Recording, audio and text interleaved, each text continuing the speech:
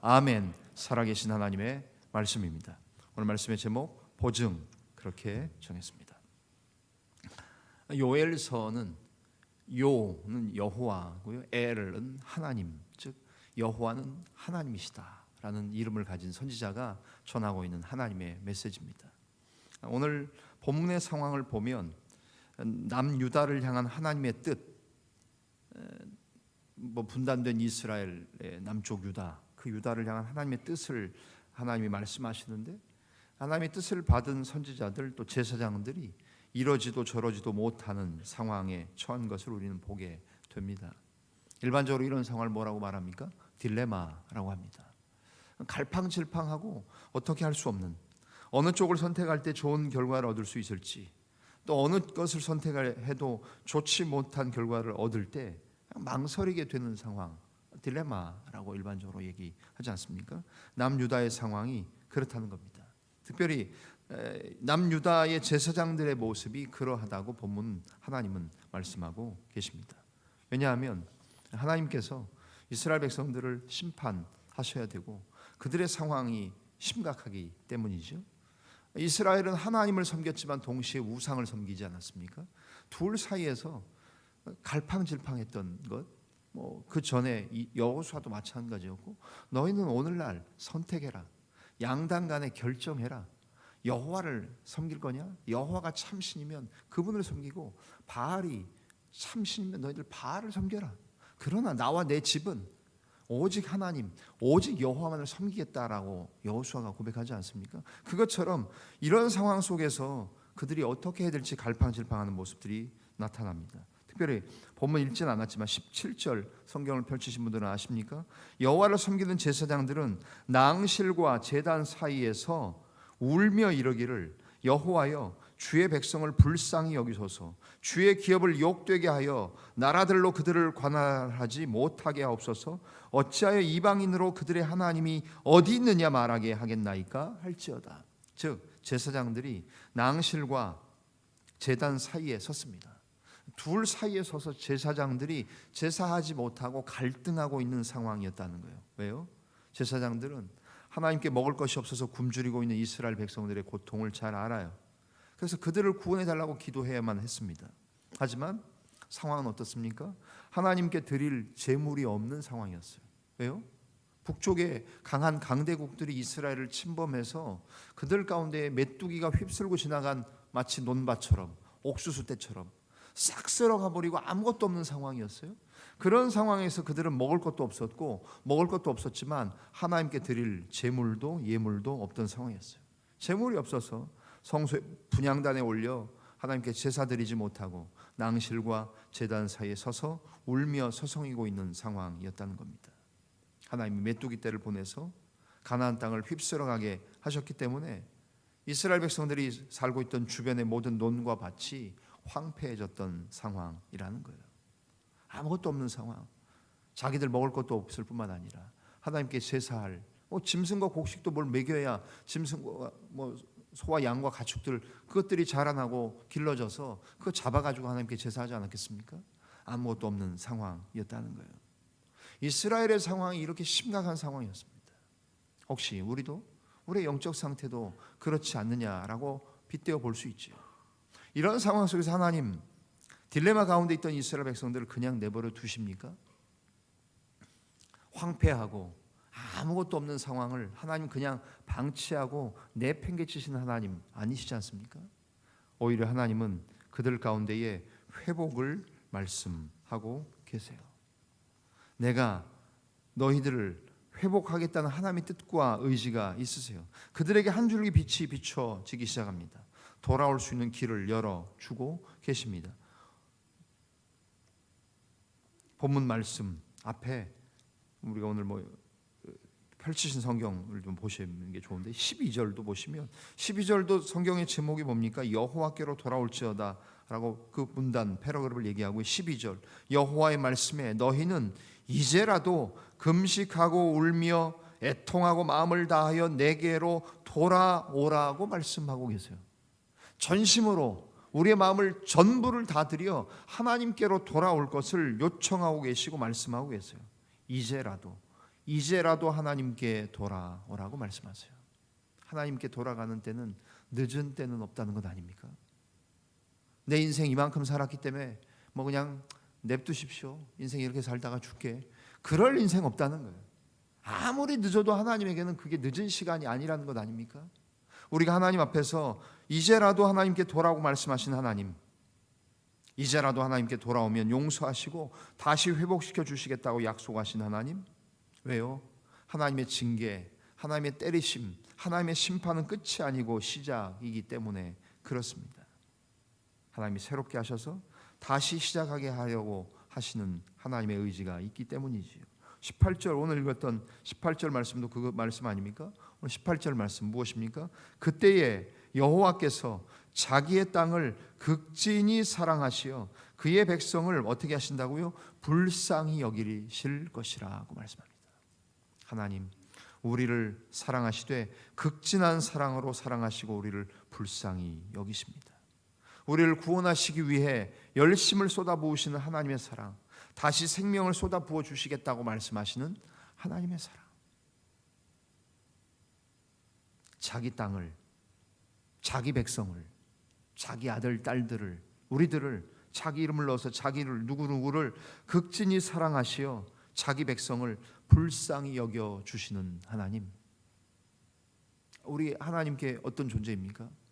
여러분, 하나님께 굳이 우리 뭐 아무것도 없는데 있는 척하고 아무것도 아닌데 뭐 된 척하고 할 필요 없지 않습니까?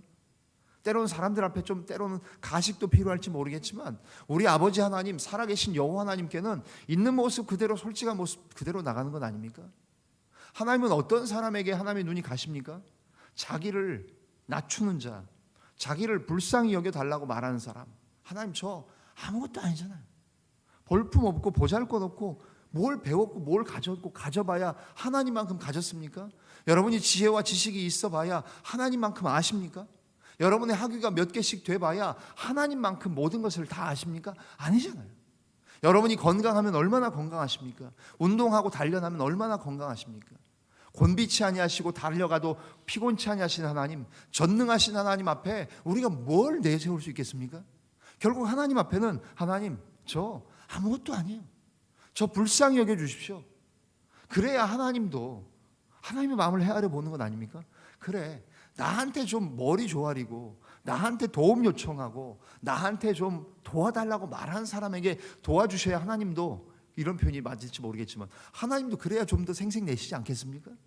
지가 다 할 수 있다고 하고 똑바르다고 옳다고 얘기하고 뭐 건강하다고 다 가졌다고 높다고 얘기하는 그 자에게 하나님 베푸시는 것보다는 하나님, 저 아무것도 아니잖아요. 정말 저 밀은 곰탱입니다. 제가 이런 거 결정할 때 이렇게 실수하는 거 보시지 아시지 않습니까? 하나님, 저 정말 미련 곰탱이 바보 같은 놈입니다. 하나님, 하나님 없으면 저는 진짜 순간순간 살아갈 수 없습니다. 그렇게 고백하는 자들에게 하나님이 극진한 사랑으로 불쌍히 여기시고 긍휼히 여기신다고 말씀하시는 것 아닙니까? 저나 여러분이나 우리 자원교회나 다른 교회나 어떤 교회에게 하나님의 은혜를 베풀어 주실까요? 하나님께 엎드리는 겁니다. 우리 공동체 위기입니다. 하나님 불쌍히 여겨주십시오 하고 달려나오고 기도하고 간절히 부르짖는 그 교회를 하나님이, 수많은 교회들, 천여동에 되는 교회들, 지금 900여 동밖에 안 되겠지만 다 부대 통폐 앞으로 없어져서 그 많은 진중에 있는 수많은 우리 육해공군 해병대의 군인 교회들, 국군의 교회들 하나님 다 하감하시고 보고 계시지만 어떤 교회, 우리 교회 뭐 짱짱합니다. 우리 교회가 첫 번째입니다. 우리 교회가 두 번째입니다. 우리 교회 예산이 몇십억 됩니다. 그런 교회가 아니라 하나님, 정말 우리를 불쌍히 여겨 주십시오. 우리 가진 것 없습니다. 아무것도 아닙니다. 그러나 하나님이 극진히 여기시는 사랑으로 우리를 회복시켜 주시고 우리를 도와주시고 우리를 불쌍히 여겨달라고, 우리에게 긍휼을 베풀어 달라고 여기는 그 사람과 그 교회 공동체에게 하나님이 좀 더 마음 가시지 않겠어요? 저는 우리 교회가, 우리 자원교회가 계속해서 하나님 앞에서 겸비하게 겸손하게 정말 그렇게 우리 자신을 낮추며 회복되어지는 교회가 되어지기를 바라고 소망하는 것이에요. 사랑하는 교회 여러분, 하나님 우리에게 말씀하십니다. 그냥 너희들의 이 상황 그대로 던져두고 가만히 보고 계시겠다고 말씀하지 않으세요. 오히려 회복시키겠다고 말씀하세요. 그러면서 하나님이 그 황폐해졌던 그 땅에 다시 생명을 쏟아 부어 주실 것을 말씀하고 계시죠. 특별히 하나님께서 무엇을 말씀하십니까? 21절 이하에 보십시오. 원수들은 다 쫓아내고, 그죠? 19절 20절 그 말씀을 하시는 거예요. 21절, 땅이여 두려워하지 말고 기뻐하며 즐거워할지어다.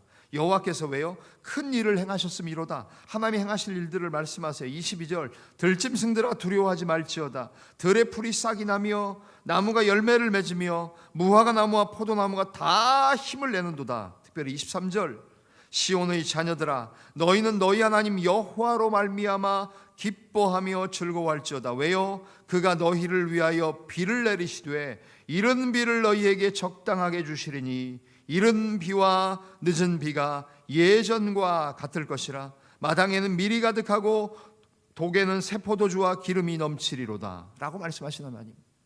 이스라엘은 가을에 농사를 시작해서 그 봄에 초여름에 이게 해가 우리가 말하는 것처럼 이게 넘어가요. 그러니까 가을에 농사를 짓기 위해서 오는 비를 이른 비라고 말하는 거예요. 그래서 이른 비가 와야 땅을 좀 이렇게 촉촉하게 적시고 거기에 씨앗을 심고 곡식을 심고 이러는 것 아닙니까? 그래서 이른 비라는 의미는 바로 농사를 시작하는 가을, 초가을 이때에 얘기하는 거예요. 늦은 비는 해가 넘어가서 그 다음에 봄에 초여름에 이제 농사의 막바지에 요때 좀 비가 좀 더 왔으면 이 지금 잘 성장한 이 모든 풍성한 수확이 잘 결실할 텐데 열매 맺을 텐데 그때에 내리는 것이 늦은 비예요. 그러니까 초봄에, 봄에, 여름에, 초여름에 이게 걸쳐서 가을서부터 시작해서 심어서 해가 넘어가서 그 다음에 봄에, 여름에 이렇게 되는 것, 이게 결국 이스라엘의 절기와 농사의 습관이에요, 패턴이에요. 그러니까 이른 비는 가을에 농사 짓기 전에 하나님이 잘 환경을 만들어 주시는 게 이른 비고, 늦은 비는 이제 수확하기 전에 막바지에 끝에 조금 한 2%, 1% 그때 끝까지 좀 치고 올라가면 농사가 진짜 아주 풍성하게 풍년을 얻는 건데 할 때 마지막에 주시는 것이 바로 늦은 비. 이스라엘 백성들에게 하나님께서 비를 내리시되 이렇게 적절하게 절묘한 타이밍에 주시는 하나님의 비, 우리가 이스라엘 봐서 알지 않습니까? 하나님은 비를 가지고 하나님의 뜻을 나타내시잖아요. 그러니까 이스라엘 백성들이 유목민족이었던 그들이 가나안 땅에 들어가 정착하고 농사를 짓던 그들이 바알과 아세라를 보면서 부러워했던 게 뭡니까? 바알신, 아세라신이 비를 주관하고 비를 내려서 농사를 풍년을 짓게 하는 것이 마치 바알신, 굉장히 매력적이었던 거예요. 우리 하나님 여호와는 잘 모르는 거예요, 이스라엘 백성들이. 그러니까 바알을 섬기고 아세라를 섬겼던 것 아닙니까? 그런데 하나님께서 황폐하게 모든 것을 만드시고 바알이 주인이 아니다, 바알이 너희 신이 아니다, 나 여호와가 모든 비를 주관한다. 엘리야 사건도 마찬가지 아닙니까? 3년 6개월 동안 하나님이 이스라엘 백성들에게 비를 내리지 않으시는 것은 바알이 그것을 한다고 생각했던 그들 가운데에 살아계신 하나님이 비도 주관하시고 모든 것을 관장하신다는 것을 말씀하시잖아요. 그래서 하나님이 비를 내리시되 이른 비와 해를 넘겨서 농사를 완성하는 늦은 비도 하나님이 주관하셔서 이렇게 풍요롭게 풍성하게 아주 엄청나게 풍년을 만드시는 것도 하나님이 하신다는 거예요. 여러분, 이 약속의 말씀들을 우리가 온갖 좋은 말씀으로 보지만 이 말씀들이 결국 하나님이 하시는 일임을 보아야 한다는 거예요. 그리고는 이 모든 것을 회복시키신 하나님이 보증으로 성령을 주신다고 말씀하시는 거죠. 27절에 있는 이 말씀처럼 27절, 26절부터 볼까요? 너희는 먹되 풍족히 먹고 너희에게 놀라운 일을 행하신 너희 하나님 여호와의 이름을 찬송할 것이라. 내 백성이 영원히 수치를 당하지 아니하리로다. 27절, 그런즉 내가 이스라엘 가운데에 있어 너희 하나님 여호와가 되고 다른 이가 없는 줄을 너희가 알 것이라. 내 백성이 영원히 수치를 당하지 아니하리로다. 우리가 하나님 앞에, 다른 사람들 앞에 수치를 당하지 아니할 뿐만 아니라 오히려 우리가 영광스럽게 되도록 해주시겠다는 말씀 아닙니까? 그러면서 우리에게 주신 보증은 무엇입니까? 성령이 곧 보증이라는 겁니다. 28절부터 32절 읽고 말씀 마칠까요? 28절 보십시오. 하나님 말씀하십니다. 그 후에 내가 내 영, 즉 하나님의 영을 만민에게 부어주리니 여러분과 여러분의 자녀들이 어떠세요? 너희 자녀들이 장래 일을 말할 것이며 너희 노인들 늙은이는 꿈을 꾸며 너희 젊은이는 비전을 보고 이상을 볼 것이며 29절 그때 내가 또 내 영을 남종과 여종에게 각각 부어줄 것이며 그렇게 말씀하신 하나님. 32절 누구든지 여호와 이름을 부르는 자는 구원을 얻으리니. 우리가 왜 주여 삼창합니까? 70년대 저 어렸을 때 주일학교 가서 부흥회하고 엄마 아빠 쫓아가서 매일 저녁 부흥회 가고 했을 때 그때 우리 박수치며 찬양했고 주여 삼창했어요. 아무것도 아닌 게 아니에요. 왜 여호와 이름을 부릅니까? 우리 자녀들이 언제 주의 이름 불러보겠습니까? 유초등부에서 중고등부에서 청년부에서 통성기도 요즘같이 점잖은 시대에 그 주여 삼창 잘 안 합니다. 그러나 여기 왜 말씀하셨어요? 32절 누구든지 여호와의 이름을 부르는 자는, 하나님의 이름을 불러야 하나님이 응답하시고 구원하시니까 여호와 이름을 부르는 연습하는 거고 훈련하는 거예요. 여호와 이름을 부르는 자는 구원을 얻으리니 이는 나 여호와의 말대로 시온산과 예루살렘에서 피할 자가 있을 것이며 남은 자 중에서 나 여호와의 부름을 받을 자가 있을 것임이라고 말씀하세요.